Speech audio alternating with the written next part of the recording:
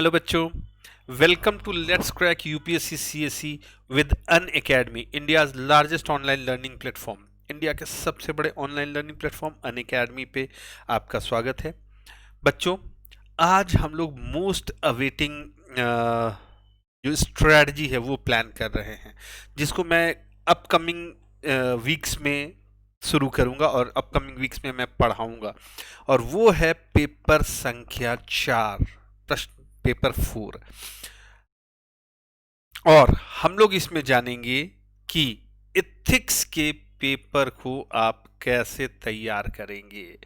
तो ये जो पेपर 4 है, इस पेपर 4 में जैसा कि आपको मालूम है, इस पेपर 4 में आपके सिर्फ व्यवहार, आपका जो पर्सनालिटी है वो एक तरह से एनालाइज होता है।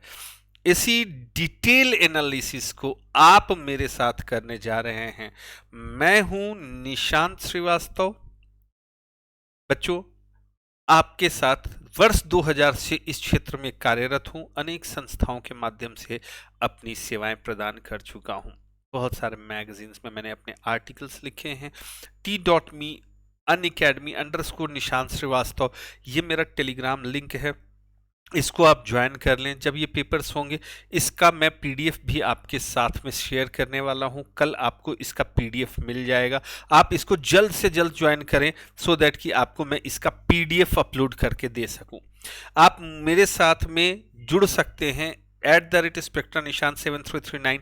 ये जो है अन अकेडमी के ऐप का लिंक है, ये मेरा प्रोफाइल लिंक है। इस पे आप जाएंगे तो मेरे सारे वीडियोस, मेरी सारे जितने भी क्विजेस हैं वो आपको मिल पाएंगी। आप इसको जल्द से जल्द ज्वाइन कर लें और मुझे फॉलो करें। बच्चों, अन अकेडमी का लर्निंग ऐप आपको बहुत सारे अनलिमिटेड बेनिफिट्स देता है। जिन बेनिफिट्स में मैं बात करूं तो daily live classes, structured course, live test, quizzes, unlimited practice और अनलिमिटेड एक्सेस 24/7 का आपको मिलता है। अन अकेडमी का लर्निंग ऐप आपको 100+ टॉप एजुकेटर्स के साथ में काम करने का मौका देता है। आपको 15,519+ कोर्सेस पे आपको सब्सक्राइब होने का मौका देता है और एक्सेस करने का मौका देता है, जिसमें लगभग सारे पार्ट्स, पॉलिटी, गवर्नेंस, आईआर से लेके geography, science, technology, NCERT, history, optional सारी सुविधाएं आपको मिलेंगी। एक सिविल सर्विसेज के लिए जितनी चीजों की आवश्यकता है वो आपको इसमें प्रदान किया जाता है। बच्चों, इसके लिए आपको सब्सक्रिप्शन लेना पड़ता है। आइकॉनिक सब्सक्रिप्शन आप इसमें ले सकते हैं। आइकॉनिक सब्सक्रिप्शन में आपको सबसे बड़ा बेनिफिट एक पर्सनलाइज कोच का मिलता है। आपके साथ एक मेंटोर होंगे जो आपको गाइड करेंगे थ्रू आउट जो आपका सिलेबस है और जब तक आपने सब्सक्रिप्शन लिया है। 1 साल का सब्सक्रिप्शन कॉस्ट 69,500 का होता है, जो मेरे कोड निशांत 1 का यूज करके 62,550 में लिया जा सकता है। वहीं अगर हम लोग बात करें तो डेली इसमें मेंस की प्रैक्टिस कराई जाएंगी, स्टडी प्लानर होगा और पर्सनलाइज फीडबैक दिया जाएगा। 2 साल के सब्सक्रिप्शन का कॉस्ट है 96,500। मेरे कोड निशांत 1 का यूज करें। जब भी आप सब्सक्रिप्शन लें, निशांत 1 कोड का यूज करें। निशांत 1 कोड का यूज करेंगे, आपको मैं पर्सनली सारी चीज़ों का गाइड करूंगा। बच्चों, बहुत सारी चीज़ों को आइकॉनिक सब्सक्रिप्शंस के थ्रू मैं आपको बताऊंगा और आपको पर्सनलाइज फीडबैक और क्वेश्चन आंसर ऐसे आप मुझे दिखा सकेंगे। बच्चों, आप सब्सक्रिप्शन ले सकते हैं प्लस कोर्स का भी, लेकिन उसमें पर्सनलाइज फीडबैक नहीं मिलता, ना पर्सनल कोच मिलते हैं। हाँ, आपको live classes, test series, unlimited practice और स्ट्रक्चर शेड्यूल उसमें भी मिलेगा। 49,500 फीस है, जो कि मेरे कोड का यूज करके 44,550 में लिया जा सकता है। बच्चों, अन अकेडमी हर ऑल्टरनेट यानी फोर्टनाइटली आपसे एक कॉम्बैट की परीक्षा का आयोजन कर रहा है। आप इसमें इनरोल हों, अपने आप को तैयार करें, क्वेश्चंस देखें और उसमें गाइडेंस लें। बच्चों, इनरोल करने के लिए आपको मेरे कोड निशांत 1 का यूज करना पड़ेगा। आप मेरे कोड निशांत 1 का यूज करें। टेस्ट होगा जो कि 17 जनवरी को 11 बजे से शेड्यूल्ड है और इसमें 45 मिनट का टेस्ट होगा। 60 क्वेश्चंस होंगे, 13 कॉम्बैट का टोटल रखा गया है, 6 सेक्शंस हैं, इसमें स्कोरिंग मिलेगी और ऑल्टरनेट संडेज को किया जा रहा है। मेरे कोड निशांत वन का यूज करके आप इसमें इनरोल हो। जो भी रिजल्ट होता है आपका मेरे साथ शेयर करें, जहां जो कमी होगी फिर हम लोग उसमें वर्क करेंगे, सो दैट कि आपका पूरी ये आपको तैयार करने का मौका है। और ये कैसे, तो साथ साथ रैंक 1 और 2 और 3 जिनको मिलेगा उनको जीएस प्लस कोर्स का 3 मंथ्स का सब्सक्रिप्शन दिया जाएगा, और 4 टू 150 रैंक वालों को अमेजन का वाउचर मिलेगा। अमेजन का वाउचर भी मिल सकता है आपको, फटाफट इस पे इनरोल करो अपने आप को। क्विज देना है, क्विज दो, क्या दिक्कत है, आपको देना चाहिए। और जरूर से आपको अपनी परख रखनी चाहिए कि आप किस तरह से क्वेश्चंस को हैंडल कर रहे हैं। It is very important to know कि आपको क्या जानना है। बच्चों निशांत वन कोड का यूज करें, आप जब इनरोलमेंट करेंगे तो उसमें इनवाइट कोड में निशांत वन आप यूज करें। मुझे अपना फीडबैक बताएं, जहां जहां जो कमी लग रही है वो बताएं। हम लोग अपने टेस्ट सीरीज को भी उस हिसाब से प्लान कर रहे हैं, मेरे टेस्ट सीरीज को भी आप उस हिसाब से देख सकते हैं। बच्चों मैंने बताया 2021-22-23 के लिए एक 11 जनवरी से बैच का प्रारंभ हुआ है, जिसमें आप अपने आप को एनरोल करा सकते हैं। इसमें 6 मंथ्स की स्ट्रेटजी और पूरी तैयारी कराई जा रही है 2021 वाले बच्चों के लिए। 2022 वाले बच्चों के लिए यहाँ 1 साल का कोर्स है, और 2023 वाले बच्चों के लिए यहाँ 2 साल का कोर्स है। एनसीईआरटी का कोर्स है, ये भी शुरू हुआ है आप लोगों के लिए, आप इसमें भी अपने आप को इनरोल करा सकते हैं। बच्चों अनअकैडमी में जीएस और ऑप्शनल के लिए प्लस और आइकॉनिक का एक अनोखा कॉम्बिनेशन स्टार्ट हुआ है, वो आप फॉलो कर सकते हैं। और आइकॉनिक का सब्सक्रिप्शन कॉस्ट बहुत जल्दी बढ़ने वाला है, तो get enrol before times run away. अब हम लोग करने जा रहे हैं जो हम लोग जिसके लिए प्रतीक्षारत थे, बहुत दिन से बहुत सारे बच्चों का अनुरोध था कि सर पेपर 4 में होता क्या है, आप बताइए। एक्सक्लूसिवली कुछ छात्र छात्राओं ने मेरे से पूछा था, तो मैं उनके लिए लेकर करके आया हूं पेपर 4 की स्ट्रेटजी, जो कि आप अगर देखते हैं तो पेपर 4 में 250 मार्क्स के कुल संख्या होती है, 250 नंबर के आपके अंक होते हैं। आपको मालूम है हर पेपर 250 अंक का है, तो ये पेपर 4 भी 250 अंकों का है। इसमें 12 प्रश्न पूछे जाते हैं। बच्चों 2018 से पहले प्रश्नों की संख्या 14 हुआ करती थी, 14 क्वेश्चंस पूछे जाते थे, और अब संख्या 12 हो गई है। हालांकि प्रश्नों की संख्या कम हुई है, तो ये कहीं ना कहीं, देखो दुनिया में कोई भी चीज मुफ्त में नहीं मिलती, ध्यान रखना बच्चों। जो बच्चे ये समझें या जो भी व्यक्ति ये समझे कि उसे ये मुफ्त में मिल गया है, बिल्कुल नहीं। अगर आपको सांस लेना है तो बदले में सांस भी छोड़ना पड़ता है, तो फ्री में कोई चीज नहीं मिलती। तो अगर यहाँ संख्या कम हुई है तो इसके बदले में क्या हुआ है, तो इसमें कठिनता का लेवल बढ़ा दिया गया है, इसमें कॉम्प्लेक्सिटी बढ़ा दी गई है, ये थोड़ा सा कॉम्प्लेक्स कर दिया गया है इस पेपर को। तो अब पहले जैसा बहुत आसान नहीं रह गया, अब इस पेपर में थोड़ा सा टफ किया गया है। बेसिकली बच्चों एथिक्स का पेपर अगर हम लोग देखें तो 2013 में लाया गया था। 13, 14, 15, 16 और 17, इन 5 वर्षों में सामान्य प्रश्न पत्र पूछे गए थे, सामान्य प्रश्न पूछे गए थे।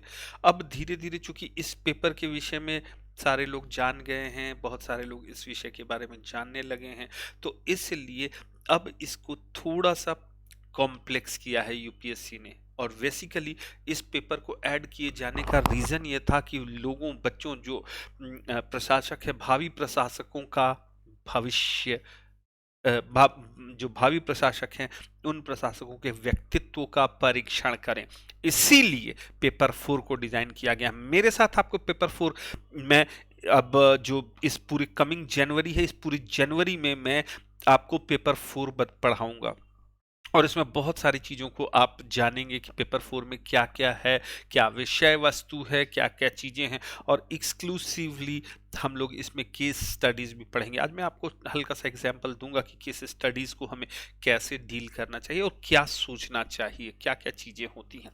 तो इन सब चीज़ों को आज हम लोग जानेंगे भी। बच्चों इसमें जितने भी प्रश्न दिए जाते हैं सारे प्रश्न कंपलसरी होते हैं, यानी कि सभी प्रश्नों के उत्तर देने होंगे। बच्चों, इसमें दो तरह के प्रश्न पूछे जाते हैं, 150 शब्दों वाले और 250 शब्दों वाले। 150 प्रश्न शब्दों वाले प्रश्नों को 10 अंक से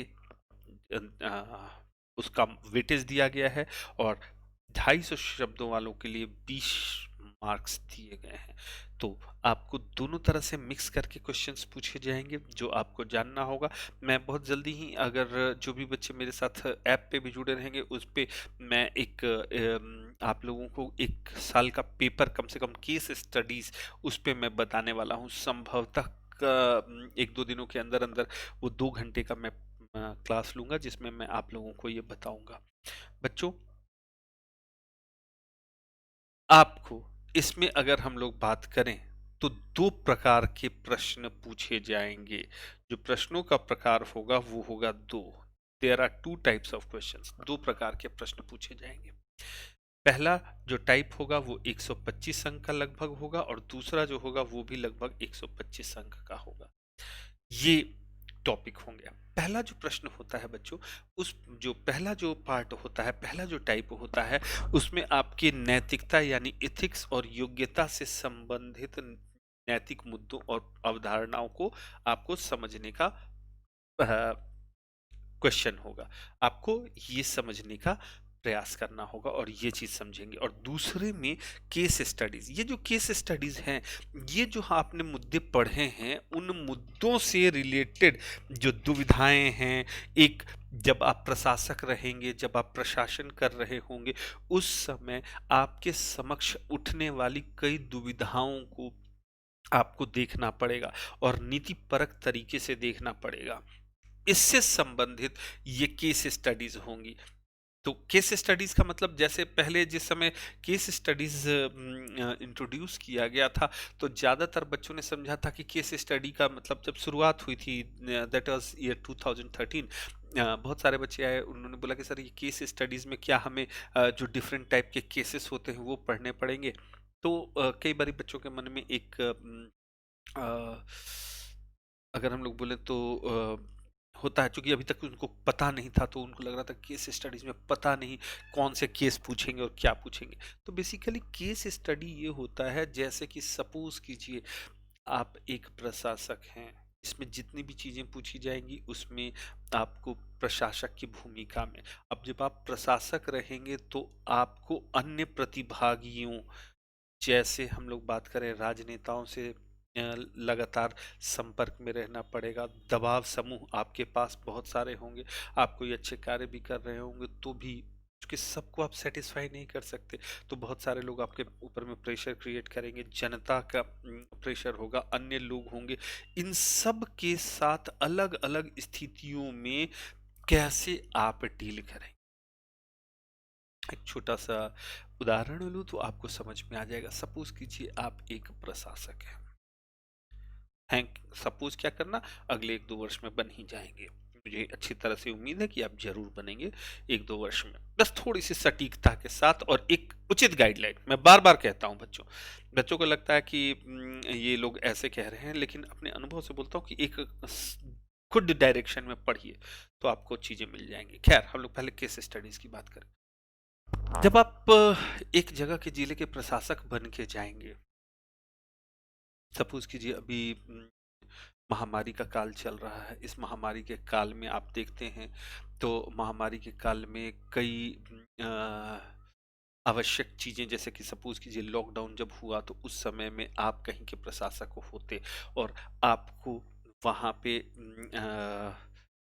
लॉकडाउन को भी करना है, लेकिन वहाँ पे परिस्थितियाँ बहुत सामान्य नहीं हैं। वहाँ ज़्यादातर रहने वाले जो लोग हैं, वो लोग दिहाड़ी का काम करते हैं, हर दिन का कार्य कर रहे होते हैं। वहाँ पे कुछ कॉरपोरेटर्स भी हैं, कुछ बिल्डर्स भी हैं। अब वो लोग आप पे बार-बार दबाव डाल सकते हैं कि भई सर हमें कुछ लीनियंसी के साथ काम करने दिया जाए। दिहाड़ी मजदूरों को भी आपको देखना है, प्लस आपको स्वास्थ्य सुविधाओं को भी देखना है, स्वास्थ्य कर्मियों को भी देखना है, आपके साथ कार्य कर रहे प्रशासक सहभागी जो हैं, जो पुलिस हैं, उन के ऊपर सबसे ज़्यादा अत्यधिक दबाव रहता है। जो पुलिस बल होता है उस पे बहुत अत्यधिक दबाव रहता है, क्योंकि उन्हें लॉ एंड ऑर्डर को भी मेंटेन करना रहता है, और एक अपनी छवि को भी बना के रखनी पड़ती है। कठोर मतलब सारी चीज़ों को बैलेंस करना होता है, तो उनके ऊपर में एक बड़ा ही कठोर अनुशासन भी रहता है और उनके ऊपर में कठोर दबाव भी रहता है। तो ऐसी परिस्थिति में आपको कैसे बैलेंस करना है, तो यही सब केस स्टडीज के माध्यम से हमें जानना पड़ता है कि भाई, अगर आपको एक जगह का प्रशासक नियुक्त कर दिया जाए और वहाँ पे ये कह दिया जाए कि एक कोई महामारी फैल रही है और भीषण महामारी के दौरान में आपको वहाँ पे लोगों को जागरूक करना है, उनके स्वास्थ्य के प्रति जागरूक करना है, और आपको अपने सहकर्मियों, स्वास्थ्य कर्मियों को भी देखना है, और जो पुलिस प्रशासन है उनको भी देखना है, और लोगों के ऊपर में किसी भी तरह का दबाव भी नहीं डालना है। आप कैसे करेंगे? तो ये ही केस स्टडीज होते हैं। मैं आज एक दो एग्जाम्पल्स दूंगा तो आपको समझ में आ जाएगा। तो ये दो भागों में बटा हुआ होगा, और इससे आपको 250 नंबर के क्वेश्चन के प्रश्न होंगे। बच्चों, पेपर 4 की एक सबसे बड़ी खासियत है, इसमें कोई थियरी नहीं चलती, ये कोई थियरिटिकल नहीं है, ये सिर्फ आपके व्यक्तित्व को परीक्षित करना है कि अगर आपके समक्ष कोई परिस्थिति उत्पन्न होती है, कोई कठिन परिस्थिति उत्पन्न होती है, तो ऐसी दशा में आपका उस परिस्थिति से सामना करने के लिए किस तरह से आपका व्यक्तित्व है, आपने अपने आप को कैसा किया हुआ है, और क्या प्रैक्टिकलिटी है। बस इसी का ये पेपर 4 पूछा जाता है, और इसीलिए इसमें आप बहुत अच्छी तरीके से अपने पूर्ण, जिसको हम बोले कि संपूर्णता के साथ आप इसमें उतर सकते हैं। बहुत इंपॉर्टेंट है। बहुत ज्यादा आपको आदर्शवादी भी नहीं होना है, बहुत ज्यादा आपको चलता हुआ भी नहीं होना, आपको बैलेंसिंग एक्ट रखना है। यही पेपर 4 की बात है। तो अब आपको समझ में आ गया होगा कि दो तरह के प्रश्न होंगे पेपर 1 में, एक पेपर 4 में, एक 125 अंक का, जो कि नैतिकता वगैरह के जो बेसिक कंसेप्ट्स हैं वो, और उससे रिलेटेड आपको केस स्टडीज यानी व्यवहारिक परीक्षण। बच्चों, हम लोग पहले इसके सिलेबस को देख लें। तो इसके सिलेबस में आपको इथिक्स एंड ह्यूमन इंटरफेस के बारे में जानना होता है, यानी आप जो जानेंगे वो क्या जानेंगे, आप जानेंगे इथिक्स एंड ह्यूमन इंटरफेस, यानी नैतिकता क्या है और जो मानवीय संवेदनाएं क्या हैं, उन सब से जो इंटरफेस होता है वो जानना होगा। तो पहला यही टॉपिक होगा। एक टॉपिक इसमें मानव मूल्य, ह्यूमन वैल्यूज, दया है, करुणा है, इन सब की बात आपको जाननी होगी। आपको इसमें एटीट्यूड, आपकी मनोवृत्ति क्या है, और एप्टीट्यूड यानी आपकी योग्यता क्या है, उसके बारे में मैं इन सब का भी डिटेल बताऊंगा। इसको पूरे आज मैंने इसमें डिटेल्स समझाया है। आप लोग हर चीज का एक स्क्रीनशॉट भी लेके रखिए, और मैं आप लोगों को इसके लिए, आप मेरे ऐप पे आइएगा, आपको ऐप पे मैं इसका अगर मैं बात कहूं तो सिलेबस भी डाल दूंगा, ये पीडीएफ फॉर्मेट पे भी डाल दूंगा, और पीडीएफ फॉर्मेट मेरे टेलीग्राम लिंक से भी आपको मिल सकता है। इमोशनल इंटेलिजेंस यानी जो अगर हम बोलें इमोशंस जो हम बोलते हैं, भावना, तो भावनात्मक समझ को आप कैसे प्रयोग करते हैं। कई बार भावनात्मक आपको होना पड़ता है, लेकिन उसके साथ साथ समझदारी से भी प्रयोग करना पड़ेगा, वो मैं आपको बताऊंगा। बच्चों, इसमें आपको देखना पड़ेगा जो फिलोसोफर्स हैं, भारतीय फिलोसोफर और मोरल थिंकर्स हैं, उनके बारे में जानना पड़ेगा। जो विश्व के दार्शनिक हैं, उनका नैतिक विचारों पर क्या प्रभाव है, उनका नैतिकता संबंधी क्या विचारधाराएं हैं, उनके बारे में आप इसमें जानेंगे। बच्चों, इसमें पब्लिक और सिविल सर्विसेज की वैल्यू, यानी सार्वजनिक और सिविल सेवा की क्या वैल्यू है, लोक प्रशासन में नैतिकता का क्या योगदान है, इन सब के बारे में आपको जानना पड़ेगा। साथ ही आपको इसमें जितने भी अंतरराष्ट्रीय संबंध हैं और फंडिंग, कॉरपोरेट गवर्नेंस हैं, इन सब के नैतिक मुद्दों को भी जानना पड़ेगा। बच्चों, एक चीज ध्यान रखिएगा, अभी अगर आपने पेपर 2 में इंटरनेशनल रिलेशन पढ़ा हो, अंतरराष्ट्रीय संबंध पढ़ा हो, तो उसमें एक सॉफ्ट पावर की परिकल्पना आई है। जैसे पहले सैन्य शक्ति के माध्यम से लोग एक दूसरे को जीतना चाहते थे, एक देश दूसरे देश पे अपने सैन्य और बाहुबल के आधार पर वो कार्य करता था। अब वो चीजें कम हो गई हैं और उसकी स्थान पे सॉफ्ट पावर का भी महत्व हो गया है। फॉर एग्जाम्पल एक मैं सिंपल सिंपल एग्जाम्पल लेता हूँ।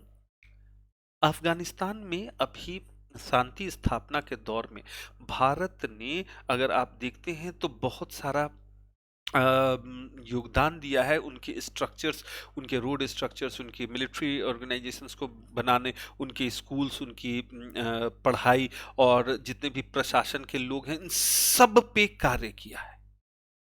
ये क्या कर रहा है? ये वहां पे जो लोग हैं उन लोगों के अंदर एक तो अपने आत्मविश्वास को बढ़ा रहा है, यानी कि उन लोगों के आत्मविश्वास में वृद्धि हो रही है। साथ ही बैक ऑफ द माइंड एक अच्छे पड़ोसी होने, एक अच्छे ह्यूमन बीइंग होने, एक अच्छे मानवतावादी दृष्टिकोण को अपना करके भारत ने वहां पे क्या किया है, एक मिसाल कायम की है। तो इससे क्या है कि वहां कोई भी जो सरकारें आती जाती रहती हैं, बच्चों सरकार कोई भी रहेगी, वो आएगी, कई बार कोई सरकार जा सकती है, ये निरंतरता है, यहाँ पे चीजें होती रहती हैं। लेकिन अगर हम लोग अगर देखें तो जो जनता है, उस जनता के साथ आपने कैसे संपर्क साधा है, जनता के साथ आपका व्यवहार क्या है, ये व्यवहार बड़ा ही महत्वपूर्ण मायने रखता है। और इसीलिए आप देखते हैं तो जो अफगानिस्तान के साथ भारत के संबंध बहुत अच्छे बनने लगे हैं। कम से कम वहां की जनता और यहाँ की जनता के बीच में एक बाउंडिंग हो रही है। तो यही इंटरनेशनल इश्यूज में जो इथिकल वैल्यूज हैं, जो अगर हम लोग बोले नैतिक मुद्दे हैं, भारत विस्तारवादी दृष्टिकोण को नहीं अपनाता, बल्कि यहाँ पे जितने भी लोग हैं, सभी विश्व बंधुता की भावना से उत्प्रेरित है। तो यही जो सॉफ्ट पावर है, वो पावर्स, वो इंटरनेशनल रिलेशंस में किस तरह से मायने रखते हैं, वो सारी चीजें आपको पढ़नी पड़ेंगी। साथ ही आप में शासन की संभावना, प्रोबिटी ऑफ गवर्नेंस की बात करेंगे। इसमें हम लोग पढ़ेंगे कि सार्वजनिक सेवा की क्या अवधारणा है, और अगर हम लोग देखते हैं तो इसका प्रशासनिक और दार्शनिक आधार क्या है, इन सब की जानकारी प्राप्त करेंगे।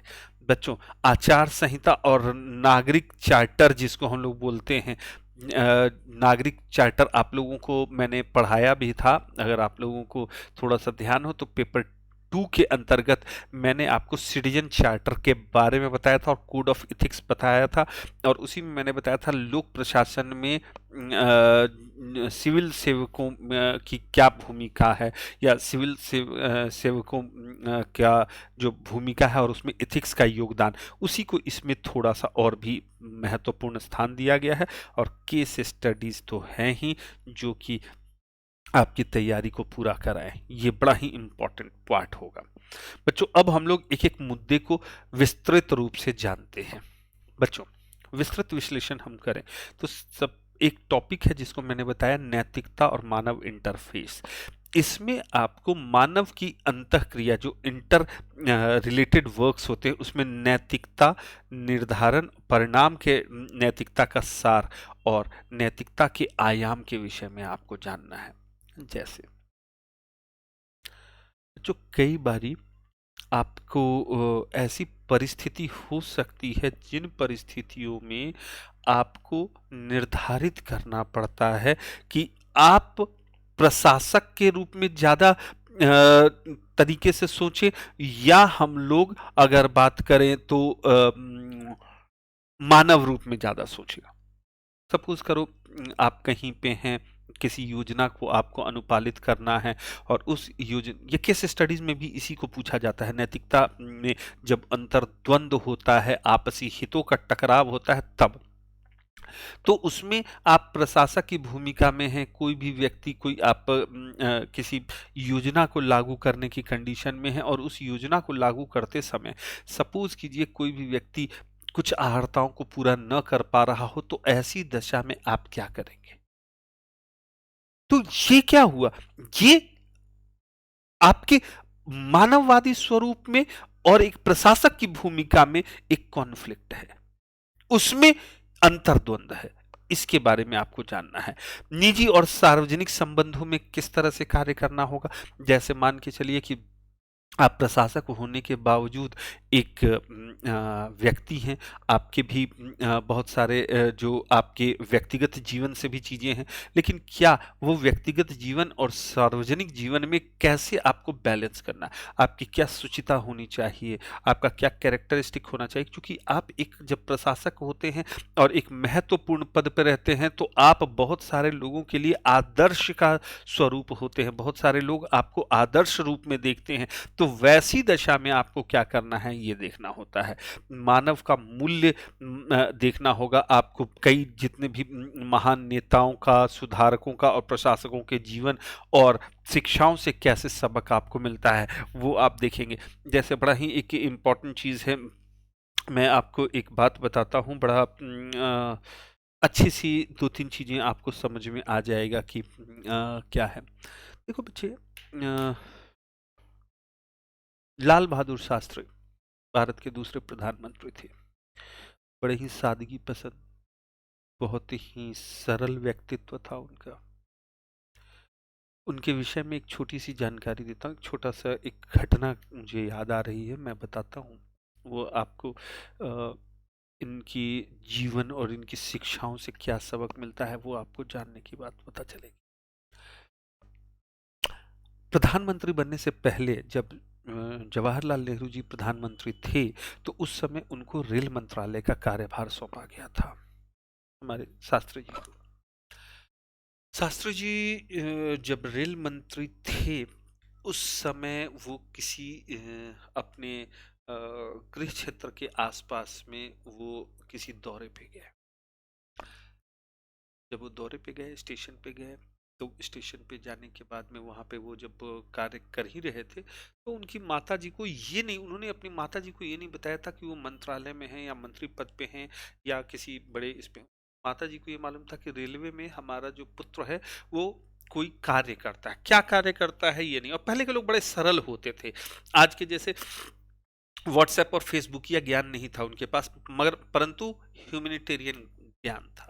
आज हम लोगों के पास में ज्ञान ध्यान की तो इतनी बातें करा लो, चूंकि फेसबुक और जो व्हाट्सएप है वो सुबह उठते जो ज्ञानवर्धन बातें कहता है वो रात तक चलते रहती है, लेकिन हम लोग अपने आप में नहीं उतारते। और पहले के लोगों के पास में फेसबुक और इसका ज्ञान नहीं था, उनको हम लोग अशिक्षित मानते हैं, मगर मेरे हिसाब से वो मानवीयता में हमसे कई गुना ज्यादा शिक्षित थे, मानवीय पहलू उनमें बहुत ज्यादा था। खैर, तो उनकी माता जी आई, आकर करके भाई अपने पुत्र को खोजती हुई आई। तो जितने भी वहाँ पे सुरक्षा कर्मचारी थे उन्होंने बोला कि भाई आप किससे मिलने आई हैं, तो उन्होंने अपने पुत्र का नाम लिया कि जी इनसे मिलने आए हैं। बोला कि आपको मालूम है कि वो कौन है और आप ऐसे आ गई हैं। बोले हाँ, रेलवे में काम करता है और ये है। तो उन्होंने अपने सहायक को और सब लोगों को बोला कि अरे ये तो मेरी माता जी हैं, लेकिन इन्हें ये मत बताना कि मैं किस पोस्ट पे हूँ और मैं क्या हूँ। बस सिर्फ इन्हें बताना कि हाँ मैं एक कर्मचारी हूँ, एक बढ़िया कर्मचारी बन चुका हूँ, बस ये बताना। उनकी माता जी मिली, चली गई। जब उनसे पूछा गया कि भाई आपने अपनी माता जी को ये क्यों नहीं बताया कि आप मंत्री हैं और एक बहुत बड़े उच्च पद को पर आसीन हैं, तो उन्होंने दो बहुत अच्छी सी चीज कही। उन्होंने कहा कि अगर मेरी माता जी को ये मैं बताऊंगा तो पहली चीज तो ये होगी कि जब उनको बताऊंगा तो उनके पास बहुत सारे मेरे रिश्तेदार आने लगेंगे और उन रिश्तेदारों का ये होगा कि मेरा ये काम करा दो, मेरा वो काम करा दो। माता जी उनका आग्रह नहीं टाल पाएंगी और वो मुझे मेरे पास लेके आएंगी, और जब मेरे पास लेके आएंगी और मैं अपने पद पे रहते हुए किसी का फेवर या डिसफेवर नहीं करूंगा, तो ऐसी दशा में माता की आज्ञा की अवहेलना होगी।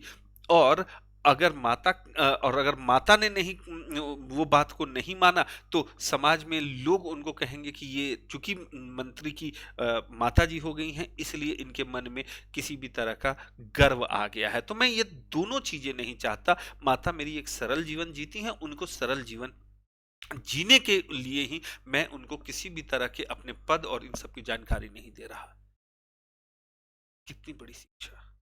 ये है जीवन और सादगीपूर्ण जीवन और शिक्षा। आज तो यहाँ पे लोग अगर सिंपल कहीं पे अगर एक छात्र संघ में भी कहीं कोई पद प्राप्त कर लेते हैं, तो उनके मोहल्ले को छोड़ लो, उनके पूरे रिश्तेदारों को छोड़ लो, पूरे जिले में वो हुए फिर।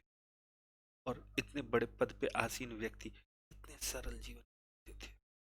आपको एक और छोटी सी घटना बताता हूँ, क्योंकि देखो ये पूरी की पूरी नैतिकता और मानवीय गुणों पे ही आधारित पेपर है, तो इसलिए आपको इन शिक्षाओं को ध्यान रखना पड़ेगा।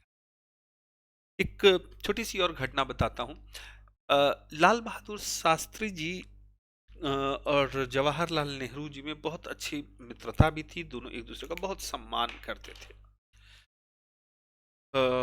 मामलों के जानकार थे, तो उनको लाल बहादुर शास्त्री जी को जवाहरलाल नेहरू जी ने बोला कि भाई आप ऐसा है कि जरा कश्मीर चले जाइए और वहां पे जा करके कुछ हालातों के बारे में और कुछ विचार विमर्श है वो कर करके आइए। लाल बहादुर शास्त्री जी ने जवाहरलाल नेहरू जी से शालीनता से मना कर दिया कि जी मैं कश्मीर अभी नहीं जा।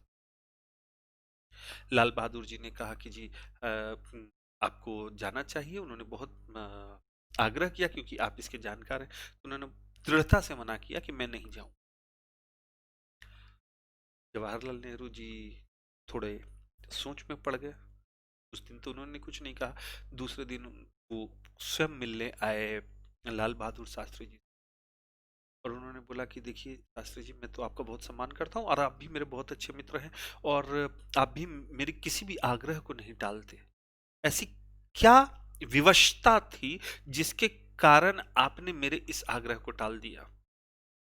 बड़ा मार्मिक बात कही, बड़ी ही मार्मिक बात कही। उन्होंने कहा कि नेहरू जी, मैं आपके किसी भी आग्रह को नहीं टालता, परंतु कश्मीर में अभी ठंड बहुत ज्यादा पड़ रही है और मेरे पास गर्म कपड़े नहीं। तो अभी मैं वहां जा कर करके बिना गर्म कपड़ों के वहां पे मेरे पास जाना, मेरे पास कोई इस तरह का कोट या कोई इस तरह की चीज नहीं है जिससे कि मैं वहां जा कर करके इस ठंड में कुछ काम कर। जवाहरलाल नेहरू जी ने तुरंत उन्हें एक कोट दिया, हाफ वाला जो कोट होता है वो दिया। आपने लाल बहादुर शास्त्री के पास में हमेशा उसी कोट को देखा हो, और फिर उस कोट को लेकर करके एक इतने बड़े पद पे आसीन व्यक्ति, वो इस सरलता के साथ है, वो इस सरलता के साथ कार्य कर रहा है। बच्चों समझ रहे हैं कि इन नेताओं, इन लोगों के, इन महान विभूतियों के जगह पे आपको प्रशासक बनने का मौका मिल रहा है। उनकी जीवनचर्या को देखिए, उनके जीवन की शिक्षाओं से सीखिए और उनके सबक लेकर करके प्रशासन में उतारिए। कितनी बड़ी बात हो। दृढ़ता को देखिए। वो व्यक्ति जो इस युद्ध में, अगर हम लोग देखते हैं तो बड़े से बड़े युद्ध में भी उन्होंने अपने आप को स्टेबल किया, अपने आप की अपनी भूमिका निभाई। आप समझ सकते हैं। तो वो आपको देखना होगा। यही पेपर 1 का, पेपर 4 का उद्देश्य है। वही आपका एटीट्यूड यानी रवैया। इसमें आपको व्यवहारिक दृष्टिकोण दिखाना होगा, नैतिक और सामाजिक दृष्टिकोण दिखाना होगा। समाज पे आपके प्रभाव और सामाजिक प्रभाव और जो चीजें हैं उन पे आपको जानकारी देनी होगी। तो ये एटीट्यूड का टॉपिक होगा। इसी एटीट्यूड से मिलता जुलता है योग्यता, एप्टीट्यूड। बच्चों एटीट्यूड और एप्टीट्यूड में अंतर है। एटीट्यूड और एप्टीट्यूड दो अलग अलग चीजें। कई बार बहुत सारे बच्चों को पता भी नहीं होती, तो ये आपको मैं पढ़ाते समय जरूर बताऊंगा। इसमें आपको सिविल सेवक की क्या योग्यता होती है। योग्यता का मतलब ये नहीं कि बीए एमए और पीएचडी हैं आप तो योग्यता हो गई, बल्कि उसमें व्यवहारिक पक्ष क्या होना चाहिए, प्रशासकीय पक्ष क्या होना चाहिए, मूलभूत मूल्य क्या होना चाहिए, सही समय पे सही आपने कार्य किया है या नहीं, अखंडता के प्रति आपका क्या है, निष्पक्ष कैसे हैं, बिना पक्षपात के आप कैसे काम करते हैं, जन सेवा के प्रति आपका समर्पण कैसा, समाज के कमजोर वर्गों के प्रति कैसी आपकी सहानुभूति। मैं 21 स्टडीज के बारे में आज बताऊंगा, तो फिर अभी इसको आपको ध्यान से समझाऊंगा, आपको समझ में आ जाएगा। सहिष्णुता, आप कैसे सहिष्णु हैं, सब लोगों के बीच में कैसे बैलेंस बनाने का कार्य करते हैं, आप में करुणा का भाव है या नहीं है। करुणा का भाव होने का ये तात्पर्य नहीं है कि कोई भी अगर परेशानी आ जाए तो आप बैठ के रोने लगे, नहीं। करुणा आपके मन में किस तरह लोगों के दुखों को समझने की, लोगों के पीड़ा को समझने की भावना है, ये करुणा का पक्ष है जो आपको देना पड़ेगा बच्चों। साथ ही अगर हम लोग देखें तो इमोशनल इंटेलिजेंस, भावनात्मक बुद्धि, बुद्धिमत्ता, प्रशासन और शासन में किस तरह से आप इमोशनल इंटेलिजेंस का उपयोग करेंगे, भावनात्मक बुद्धिमानी का उपयोग करेंगे, ये आपको देखना है। जैसे मैं एक पक्ष रखता हूं, सपोज कीजिए कि एक केस स्टडीज की ही अगर हम लोग बात करें, तो आप चूंकि एक जगह के सपोज कीजिए प्रशासक हैं, और आपको पता है कि यहाँ पे अभी कोई इलाज के लिए आ रहा है, या कोई इलाज की आवश्यकता है, आपको टीका, जैसे अभी कोरोना का ही टीका आने वाला है, आपके समक्ष में 2-3 लोग आ गए जिसमें से कि एक टीका एक ही है, आपको अभी स्वास्थ्य कर्मी को भी देखना है, वहाँ एक कमजोर प्राणी भी आ जाता है, आपको इन दोनों में से डिसाइड करना है कि आप किसे वो टीका लगवाने का करेंगे। आपके पास सिर्फ एक पीस है और 2 लोग हैं, एक हो गए आपके स्वास्थ्य कर्मी और दूसरा हो गया एक ऐसा व्यक्ति, एक व्यक्ति जो कि निर्बल कमजोर तबके से आता है, आप क्या करेंगे। ये कॉन्फ्लिक्ट है। यहां आपको अपने इमोशनल इंटेलिजेंस, प्रशासन में भावनात्मक बुद्धिमत्ता का उपयोग करना है। आप क्या करेंगे। बहुत सारे लोग बोलेंगे आदर्शवाद के रूप में अपनाएंगे, बोलेंगे कि जी कमजोर व्यक्ति को हम पहले टीका लगाएंगे, हमारा काम है उसको देखना। कुछ लोग कहेंगे नहीं जी, हम तो सिर्फ पहले उन जो स्वास्थ्य कर्मी हैं, जो डॉक्टर हैं, हमें पहले उनको टीका लगाना चाहिए। अब यहां पे कॉन्फ्लिक्ट आ गया, आप कैसे कार्य करेंगे। और जो भी उत्तर देंगे उस उत्तर को आपको जस्टिफाई करना है। टीका एक है, अगली खेप 1-2 दिनों में आने वाली है, और आपके पास में 2 ऑप्शन है, या तो आप स्वास्थ्य कर्मी को लगाएं या उस वंचित वर्ग के व्यक्ति को लगाएं। आप क्या करेंगे। डायलिमा है, इसी को द्वंद्व कहते हैं, यही द्वंद्व है। आप क्या करेंगे। प्रैक्टिकल आंसर देना है। तो बच्चों देखो, आपने क्या करना है, विद गुड आंसर आपको करना है, तब फिर आपको यहां पे देना होगा एक तो डिसीजन कैसा हो। तो एक तो आप क्या करें और कैसे दुविधा करें, तो इसमें बहुत सारे इसमें भी विकल्प हैं। पहला विकल्प तो ये है कि आप ये करें कि अगल बगल के कोई भी अनुभाग और कोई भी जगह जहां से तुरंत वो टीका संभव है, क्या वो आ सकता है। लेकिन उससे भी पहले आपको इस टीके का प्रयोग करना है। तो सबसे पहला आपका काम क्या होना चाहिए, जो स्वास्थ्य कर्मी हैं उनको, यानी जो डॉक्टर हैं उनको ये टीका लगाना। क्यों।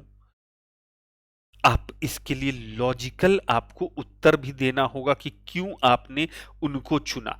तो बच्चों, अगर जो स्वास्थ्य कर्मी हैं, जो डॉक्टर हैं, उनके पास में वो टेक्निक है कि कम से कम जो दूसरा व्यक्ति है उस पीड़ित को कुछ देर तक या कुछ दिनों तक वो मेडिकल ट्रीटमेंट के बेसिस पे रोक सकते हैं, उनको मेडिकल ट्रीटमेंट देकर के रोक सकते हैं। अगर स्वास्थ्य कर्मी को कुछ हो जाता है तो स्वास्थ्य कर्मी के चले जाने के बाद और भी अगर कोई भी पीड़ित आएगा तो उस पीड़ित को आप क्या है कि उनका इलाज करवाने में संभव नहीं होंगे क्योंकि स्वास्थ्य कर्मी को कुछ परेशानी हो गई या वो स्वास्थ्य कर्मी की मृत्यु हो गई, तो स्वास्थ्य कर्मी या डॉक्टर को अगर आपने बचा लिया तो कई जीवन को आप बचा सकते हैं। तो सबसे पहला तो वो जो टीका लगना चाहिए, आपको इस निर्णय में कोई देरी नहीं होगी कि वो स्वास्थ्य कर्मी या डॉक्टर को देंगे। और उसके तुरंत बाद आप क्या करेंगे, आप अगल बगल के जितने भी जिले हैं, जो खंड हैं, प्रखंड हैं, वहां से उस टीके की व्यवस्था कराएंगे और उस व्यवस्था को करा करके उस कमजोर व्यक्ति को वो टीका लगवाएंगे। अगर वो तुरंत आने की कंडीशन में नहीं होगा तो आप क्या करेंगे, उस व्यक्ति को वहां पे पहुंचवाने का प्रयास करेंगे जी, जिससे कि उस व्यक्ति को भी वो टीका लग सके। तो यहां पे जो डायलिमा है, यहां पे आपकी भावना को भी ध्यान में रखना है और बुद्धिमत्ता को भी ध्यान में रखना है, लॉन्ग टर्म इंपॉर्टेंस को भी ध्यान में रखना है। तो इमोशन के साथ साथ आपकी इंटेलिजेंसी भी आपके व्यक्तित्व को बताएगी, ये महत्वपूर्ण पक्ष होगा।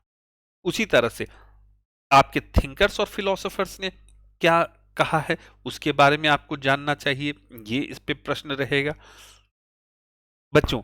उसमें अगर हम लोग देखें तो पब्लिक एंड सिविल सर्विसेज में वैल्यूज का क्या रोल है, इथिक्स का क्या महत्ता है, ये आपको जानना होगा।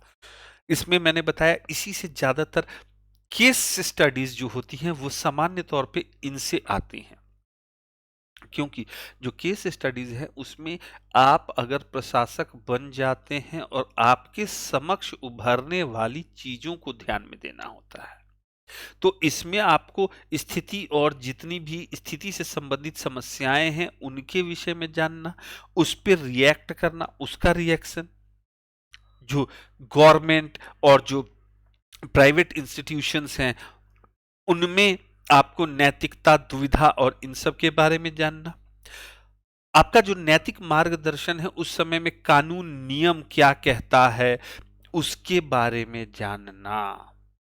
जैसे आप एक प्रशासक हैं, आपके समक्ष किसी चीज को लाया जा रहा है तो आपको रूल क्या कहता है, आप उसमें कहां तक पेन ले सकते हैं, आप उस संदर्भ में क्या कर सकते हैं, इसको देखना बहुत महत्वपूर्ण होता है। शासन में नैतिक और नैतिक मूल्यों को देखना, अंतरराष्ट्रीय संबंध, ये बड़ा ही महत्वपूर्ण प्रश्न है और उसमें नैतिक मुद्दों को देखना, उससे संबंधित शासन प्रणाली को देखना, ये बड़ा ही इंपॉर्टेंट आपका सिनेरियो होगा बच्चों। अब शासन में संभावना, प्रोबेबिलिटी, इससे भी बहुत सारे प्रश्न होते हैं। इसमें आपको लोक सेवा की क्या संकल्पना है, सूचना के आदान प्रदान और पारदर्शिता से संबंधित मामले, और उसमें आपको कहां तक कार्य करना है, वो सूचना के अधिकार। हालांकि ये पेपर 2 में भी देखो, ये पेपर 2 का इम्प्लीमेंटेशन पार्ट है, ये जितना भी है शासन में संभावना, प्रोबेबिलिटी इन गवर्नेंस, ये पूर्ण रूप से पेपर 2 का इम्प्लीमेंटिंग पार्ट है। जो प्रश्न पत्र 2 है उसमें जो शासन व्यवस्था है उस शासन व्यवस्था को देखना। आपने सूचना का अधिकार वहां भी देखा होगा, यहाँ पे भी है। नैतिक आचार संहिता के बारे में आपको जानना पड़ेगा, आपको आचरण के नियम, सिटीजन चार्टर वहां भी आपने देखा होगा, उसका इम्प्लीमेंटेशन पार्ट कि आप कहीं जाते हैं और वहाँ पे कोई भी चीज़ के बारे में पता नहीं है, लोगों को जानकारी नहीं है, आपको क्या करना पड़ेगा, सबसे पहले लोगों को जागरूक, इसीलिए आपको क्या करना पड़ेगा, समय समय पे जागरूकता अभियान चलाना पड़ेगा। कई क्षेत्र ऐसे हैं जहाँ पे स्वास्थ्य के प्रति लापरवाही चल रही है, तो आपको क्या करना पड़ेगा, लोगों को जाकर करके जागृत करना पड़ेगा, साफ सफाई के लिए जागृति अभियान चलाना पड़ेगा, वहाँ के लोगों को कुछ मॉडल कंडक्ट समझाने पड़ेंगे, सफाई के महत्व को समझाना पड़ेगा, लोगों को ले जाकर करके आपको अपलिफ्ट करना पड़ेगा। और इसके लिए आप क्या करेंगे, वहाँ पे कुछ लोगों को नियुक्त करेंगे और उन लोगों को जिनको नियुक्त करेंगे उनके क्या उत्तरदायित्व हैं, कोई परेशानी हो तो वो वहाँ की जनता किसके पास जाए, ये सिटीजन चार्टर से ही तो आप कहेंगे। सिटीजन चार्टर क्या है, उत्तरदायित्वों की एक सूची है कि किसके पास में क्या उत्तरदायित्व है और उसको उस उत्तरदायित्व को कैसे पूरा करना है। ये गुड गवर्नेंस यानी कि सुशासन का ये प्रारंभिक चरण है। एक मैं एक छोटा सा एग्जांपल देता हूं। कई बारी सिटीजन चार्टर और जो पारदर्शिता होती है उसका बड़ा ही इंपॉर्टेंट और बड़ा ही महत्वपूर्ण चीज होती है। मैं एक एग्जांपल देता हूँ, बिहार का एग्जांपल देता हूँ। बिहार में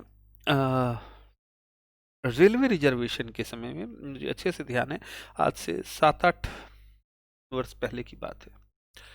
बिहार में जब रेलवे रिजर्वेशन और ये सारी चीज़ों पे हुआ, तो वहाँ कई बार लोग कर्मचारी थे, उन कर्मचारियों में था एटीट्यूड होता है कि भाई मैं सरकारी कर्मचारी हूँ, मेरा कोई कुछ नहीं कर सकता, मेरा कुछ भी नहीं हो सकता। वो एक तरह से अगर हम लोग बोलते हैं तो एक एटीट्यूड डेवलप, खासकर मिड समय में ये ऐसा बड़ा महत्वपूर्ण होने लगा था कि लोग अपने आप को सरकारी कर्मचारी अपने आप को मालिक समझ बैठे थे, वो सेवा भावना से दूर होते जा रहे थे।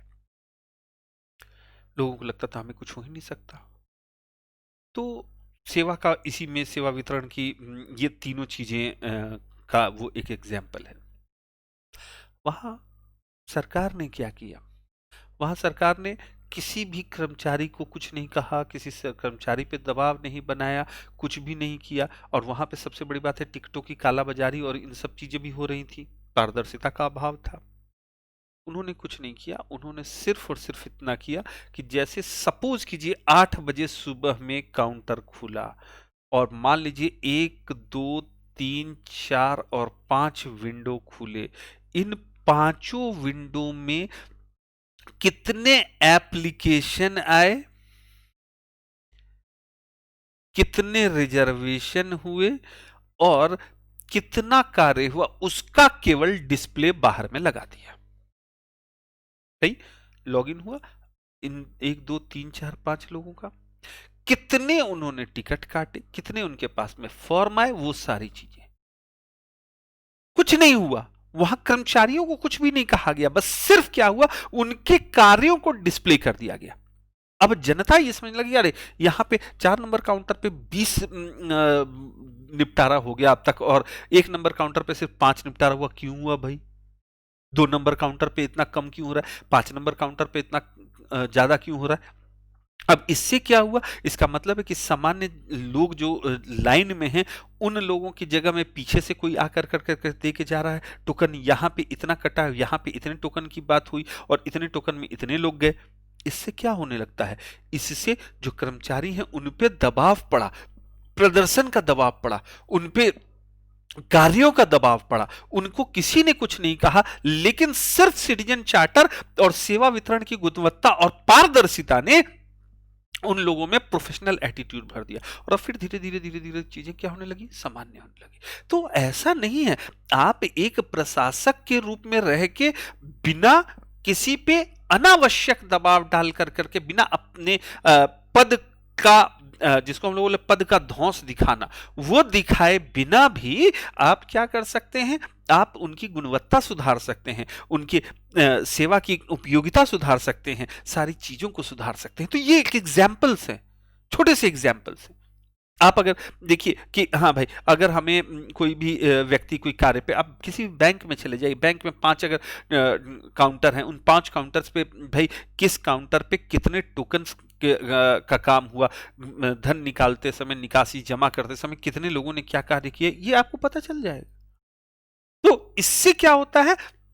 इस सिटीजन चार्टर और ये जो वर्क कल्चर है वो डेवलप होता है, सुशासन डेवलप होता है। तो इन सब की उपयोगिता कैसे है, कैसे इसमें प्रोबेबिलिटी होगी, यही चीज आपको पूछा जा रहा है। अब आपने क्या देखा, इससे आपको पता चल गया कि अच्छा ऐसे भी सुधारा जा सकता है। मैं एक और एग्जांपल देता हूं।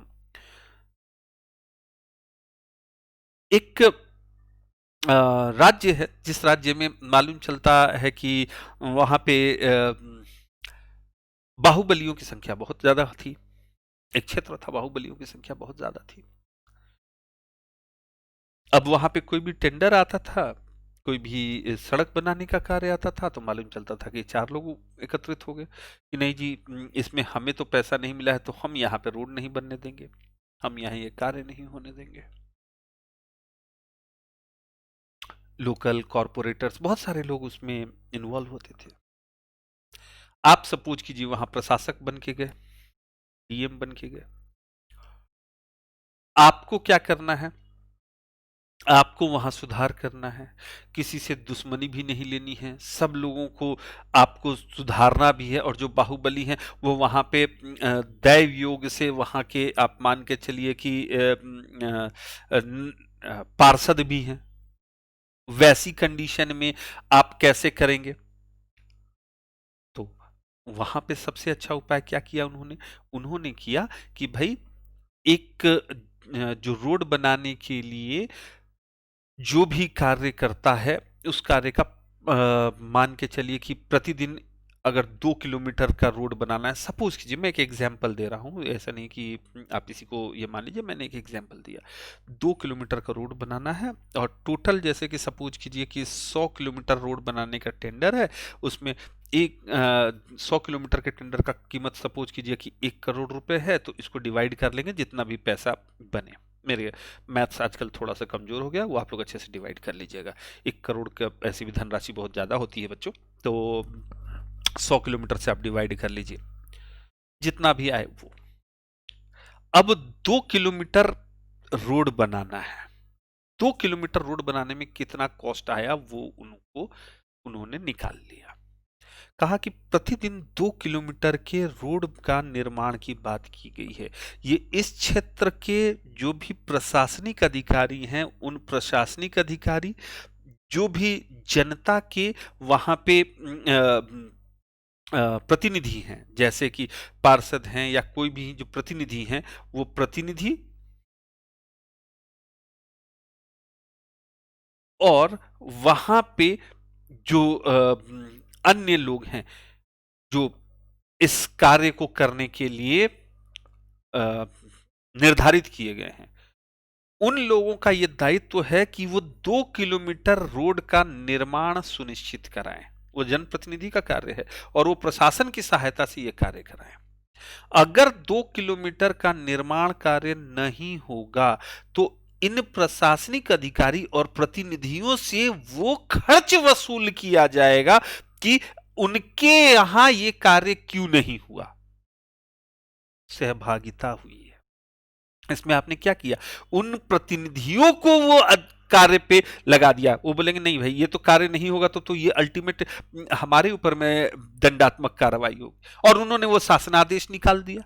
अब फिर क्या हुआ? अब रोड रोलर कम आए या फिर जेसीबी मशीन कम आए तो वो लोग खुद से अपना जेसीबी मशीन लगा करके काम करना शुरू कर देते थे कि भाई यहां पहले काम निपटो नहीं तो मालूम चले कि हमारे ऊपर में ये पैसा आ गया। तो कहने का मतलब क्या है कि आप एक प्रशासक हैं, उस प्रशासक में सार्वजनिक निधियों का कैसे उपयोग करते हैं, जो बाहुबली हैं, जो राजनेता होने के बावजूद बाहुबली हैं और कार्यों को रोकने का कार्य कर रहे थे, उनको कैसे आपने उसमें सहभागी बना दिया और कैसे कार्य निकाल लिया। तो यही संभावनाएं हैं, शासन की संभावनाएं, प्रोबिटी जिसको हम लोग कहते हैं। बच्चों इसमें आप पेपर 4 में जो फोकस जिस पे महत्वपूर्ण क्षेत्र हैं उसमें आप जितने भी चीजें हैं उसमें वैचारिकता को स्पष्ट कीजिए। खासकर आपको मैंने बताया आचार संहिता, नागरिक चार्टर, आरटीआई और शासन रिपोर्ट, इन सब पे बहुत ज्यादा चीजों को कीजिए। जो एक एडमिनिस्ट्रेटिव रिपोर्ट्स होती हैं उनमें और नैतिकता को पढ़ें और पिछले साल के प्रश्नों को जरूर देखें। पिछले साल के प्रश्नों को जरूर देखें। मैंने कहा कि ये ट्रेडिशनल पेपर नहीं है, बल्कि ये एक ऐसा पेपर है जो पेपर प्रैक्टिकलिटी से आता है। तो इसलिए पिछले प्रश्नों के पेपर को पढ़ें तो आपको बहुत सारी चीजें मिल जाएंगी। आप आंसर लिखते समय उद्धरणों का उपयोग करें और उनको मौजूदा स्थिति पे लागू करें। जैसे मैंने अभी कई उदाहरण दिए और उसमें स्थितियों पे लागू किया, वो आप जरूर करें। बच्चों कुछ महत्वपूर्ण डिफरेंसेस को भी आपको समझना पड़ेगा। जैसे नैतिकता और मूल्य के बीच में क्या अंतर है, यानी एथिक्स और वैल्यूज में क्या अंतर है। लोकतंत्र और तानाशाही के बीच में क्या अंतर है। एथिक्स और मोरालिटी ये बड़ा ही इंपॉर्टेंट। अगर आप हिंदी में इसको देखेंगे तो एथिक्स का मतलब भी नैतिकता होती है, मोरालिटी का मतलब भी नैतिकता होती है, लेकिन इनमें एक सूक्ष्म अंतर क्या होता है। तो मैं अगर बात करूं इथिक्स में और मोरालिटी में, तो इथिक्स अगर मोटा मोटी मैं बोलूं तो इथिक्स का तात्पर्य होता है जहां भी आप कार्य कर रहे हैं, वर्क कर रहे हैं, उनके जो शर्तें हैं, सेवा का आधार है और जिसके लिए आप कार्य कर रहे हैं वो इथिकल वैल्यूज से रिलेटेड है। जैसे आप सपोज कीजिए कि किसी ऑर्गेनाइजेशन में है, किसी प्राइवेट ऑर्गेनाइजेशन में है और प्राइवेट ऑर्गेनाइजेशन में आपको किसी कार्य के प्रचार के लिए बोला गया कि आप इस कार्य का प्रचार कीजिए। कोई भी प्रोडक्ट का प्रचार, मान लीजिए कोई प्रोडक्ट का प्रचार करने के लिए कहा गया कि आप इस प्रोडक्ट का प्रचार करेंगे और इसको प्रसार करेंगे। वहीं वो प्रोडक्ट का कॉस्ट बहुत महंगा है, बहुत कॉस्टली भी है। वहीं उससे कम दाम पे और उसी की तरह इफेक्टिव कोई चीज मार्केट में और भी उपलब्ध है। एक व्यक्ति है जो कमजोर तबके का है, जिसके पास पैसे नहीं, वो आपके पास आता है और आपसे बोलता है कि भाई ऐसा है सर कि देखिए मेरे पास बहुत कम पैसा है और मेरे पास सिर्फ इतना ही पैसा है कि जितना मैं जीवन निर्वाह कर सकूं, लेकिन चूंकि ये मेरे जीवन के लिए ये बहुत ही आवश्यक ये प्रोडक्ट है, तो इस प्रोडक्ट को हमको लेना भी जरूरी है। तो सर कुछ ऐसा कीजिए, आप बताइए कि हमें आपका प्रोडक्ट लेना चाहिए या इसी से रिलेटेड, इसी के समान एक प्रोडक्ट है जिसके बारे में आप भी जानते होंगे, उसको लेना चाहिए। अब यहां आपके ऊपर डायलेमा आ गई।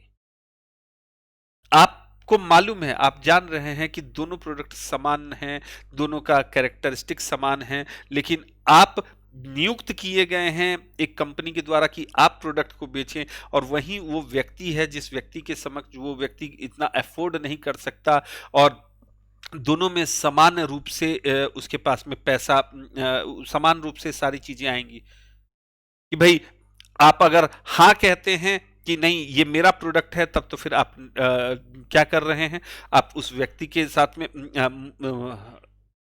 गलत कर रहे हैं। और अगर आप उस व्यक्ति को सही समझा रहे हैं तो आप अपने जिसने आपको जॉब दिया हुआ है उसके साथ गलत कर रहे हैं। ये इथिक्स एंड मोरालिटी है, यही इथिक्स एंड मोरालिटी है।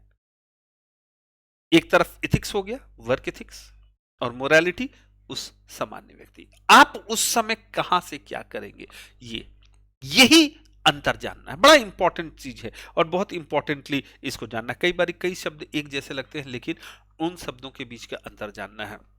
लोकतंत्र और राजतंत्र के बीच में अंतर जानना है, साम्यवाद, पूंजीवाद और समाजवाद के बीच में अंतर जानना है।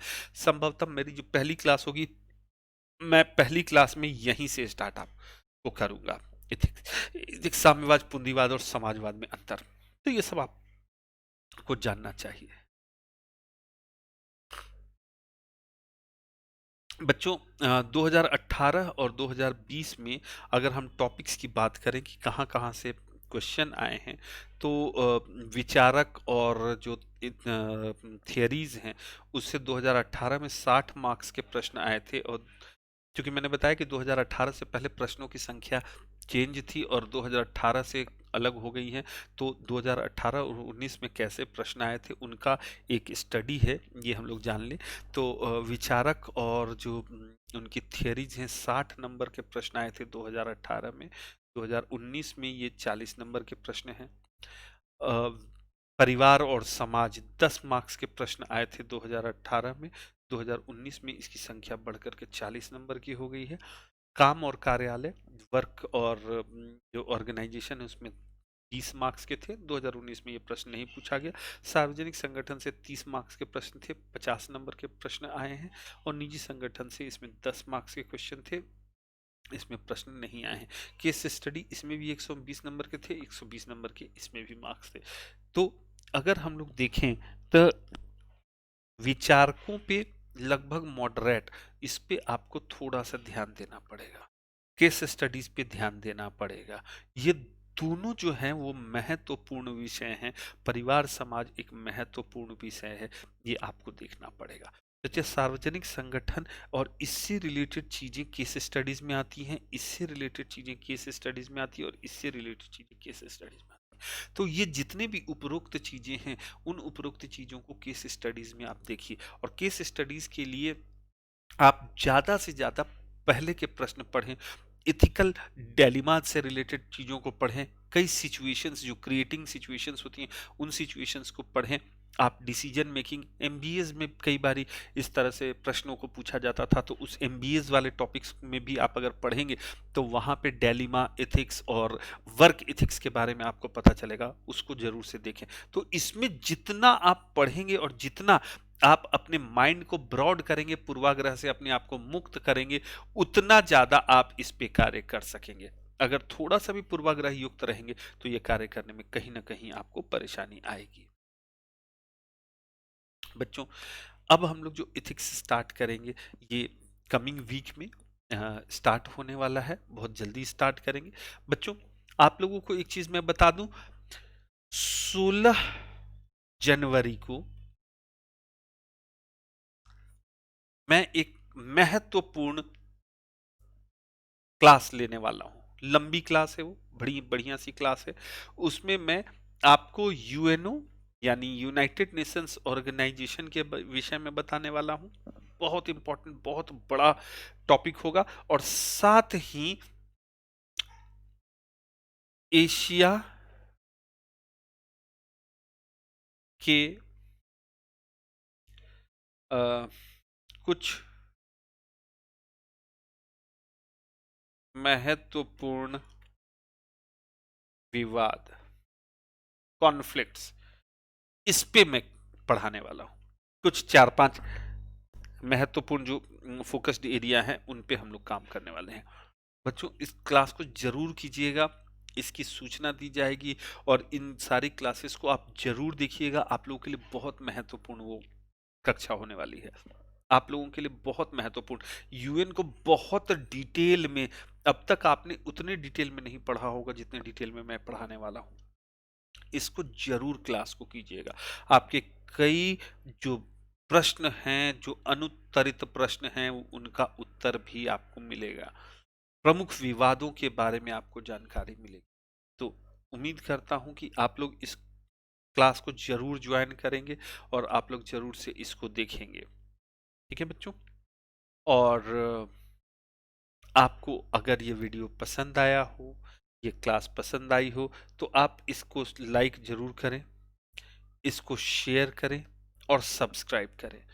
बच्चों, बहुत जल्दी ही अनअकैडमी के आइकॉनिक कोर्स का जो फीस है वो बढ़ने वाला है, इसी जनवरी में बढ़ जाएगा। तो बच्चों, आप लोगों से ये कहना है कि अगर आप प्लान कर रहे हैं कि अपनी स्टडी को फोकस करें, देखो बच्चों, समय बीतते पता नहीं चलता। लग रहा था कि कल ही लॉकडाउन हुआ हो, तुरंत पता नहीं चला। मार्च से कब जनवरी खत्म होने को आई पता नहीं चल पाया। तो बच्चों, इसलिए आप लोगों से ये कह रहा हूं कि अपनी तैयारी में विलंब न करें, तुरंत जल्दी से जल्दी आप अपने आप को इससे जोड़ें। आप अपने परीक्षा और पढ़ाई के लिए फोकस करें, ताकि आपके जो बहुत सारे लोग हैं, जो बहुत सीरियस स्टूडेंट्स हैं, उन्होंने तो अपनी तैयारी प्रारंभ ही नहीं, बहुत आगे तक वो बढ़ गए हैं। अगर आपको उनके साथ अपने ताल से ताल मिलाना है, चूंकि वो आपके कॉम्पिटिटर्स हैं। बच्चों, एक हमेशा ध्यान रखिए, कंपटीशन में अगर 5 लोगों के समक्ष शेर आ जाए तो आपको शेर से ज्यादा तेज नहीं दौड़ना है। आपको 4 से ज्यादा, अगर आप 5 हैं तो 4 से ज्यादा तेज दौड़िए, तो ही आपकी विजय हो। तो ये कंपटीशन है, इस कंपटीशन में आपको अगर विजय प्राप्त करनी है, तो जो आपके प्रतिभागी हैं, जो आपके कॉम्पिटिटर्स हैं, उन कॉम्पिटिटर्स से आपको आगे बढ़ना है, और इसके लिए आपको फोकस करना होगा। आप खुद से तैयार कर सकते हैं, कोई इसमें अतिशयोक्ति नहीं है, परंतु वो जितना समय लेगा उतने समय में आप कहीं ना कहीं सफल हो चुके होंगे। तो हमेशा यही कहना होता है कि जल्दी से जल्दी अगर अपने आप को इनरोल करना है तो कर लीजिए, और एक अपनी स्टडी को फोकस कीजिए। बच्चों, कई बारी चीजें लगती हैं, आप एक सोच लीजिए कि अगर एक छोटा-सा फंक्शन होता है, उस फंक्शन में लाखों रुपए खर्च हो जाते हैं। अगर किसी के का विवाह होता है, तो उस विवाह में सिर्फ़ अगर एक कोई सूट, शेरवानी या लहंगा बनाता है, तो वो लाख रुपए से ऊपर का खर्च कर देता है, जिसको सिर्फ़ एक बार जीवन में वो पहनता है। ये तो आपका करियर है, आपको डिसाइड करना है, कैसे करें? आप इस करियर को डिसाइड करें और जल्द से जल्द सारी चीज़ों को लेते समय जब भी आप एनरोलमेंट लें, मेरे कोड निशांत 1 का यूज़ करें। आपको मैं गाइड करूँगा, आपके साथ मैं आपके ताल से ताल मिला के चलाऊँगा और आपको सफल कराने का प्रयास करूँगा। तो आशा करता हूँ ये चीज़ क्लियर हो गई होंगी। धन्यवाद आपका।